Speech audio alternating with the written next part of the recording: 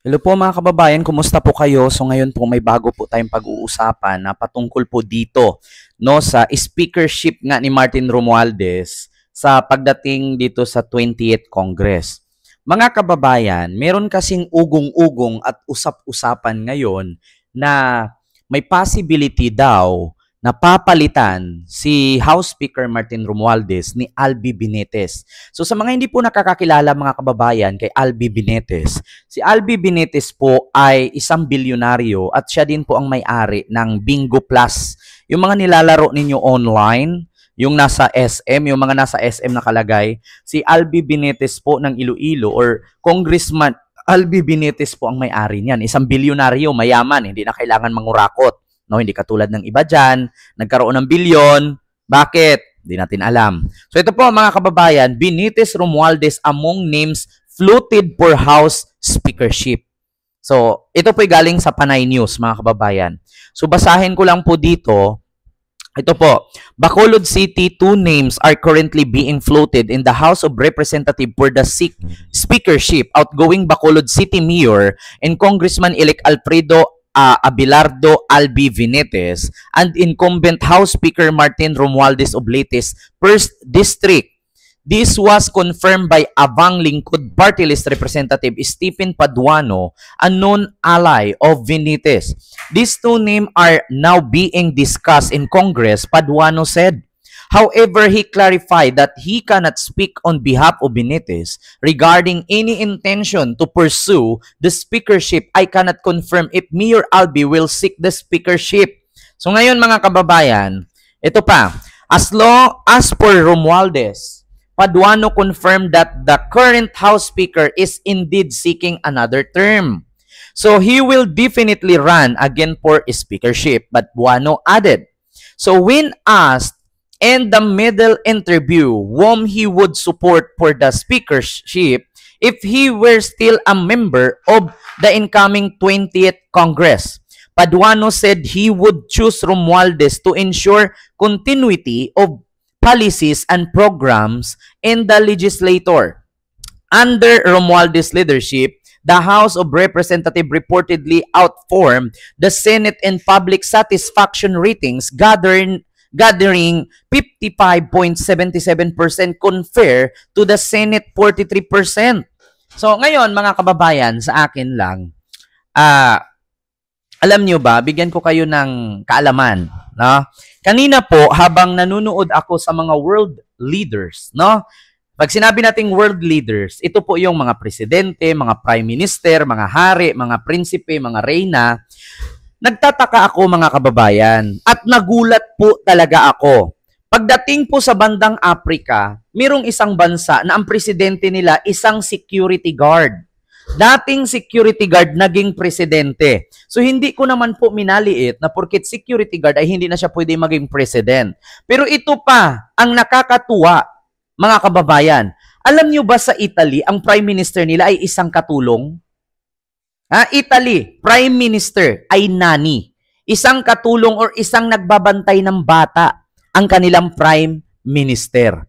Kaya po mga kababayan, dito po sa speaking of speakership, dito sa Congress, para sa akin, hindi porket matalino tayo, hindi porket magaling tayo, ay nasa atin na lahat. Ang ilang porsyento na boto ng kapwa natin kongresista ay ikaw na ang manatiling uupo. Bakit hindi natin pwedeng bigyan ng pagkakataon si Representative Albi Benitez na papalit bilang House Speaker kay Martin Romualdez? Diba? Sabihin natin, magaling si House Speaker Martin.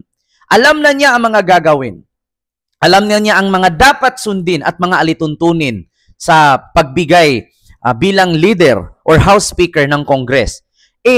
Paano kung meron palang mas magaling pa na idea itong si Albi Benitez? Kasi biruin nyo, napakaraming negosyo na po ang napapaunlad ni Albi Benitez. At alam nyo naman po kung gaano po pinapatakbo at pinapaunlad ni Congressman Albi Benitez ang Bacolod City. Kung i-compare po natin ang Bacolod City at ang Leyte ay malayo-layo po.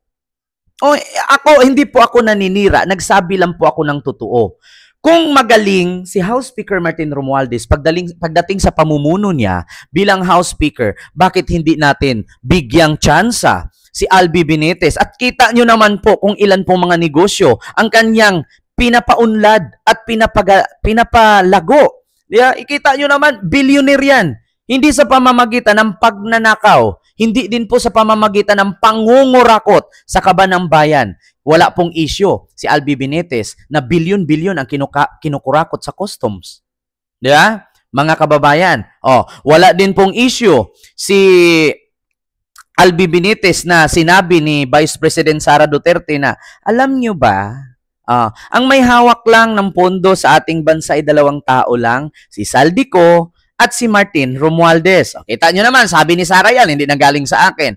So pagdating kay Albi Benitez, wala pong isyong korupsyon. Siya po'y binansagang billionaire businessman at dating mayor na ngayon congressman ng Bacolod City na si Albi Benitez. So kita nyo naman po, kung i-compare nyo po ang Leyte at ang Bacolod, sino po ba ang maunlad? Sino po ba ang improve?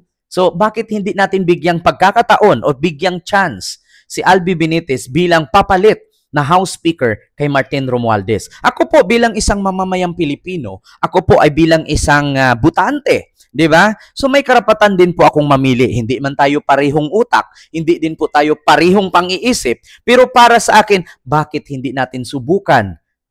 Kung i-compare nga, ulitin ko ha mga kababayan, i-compare natin ang Bacolod at ang Leyte.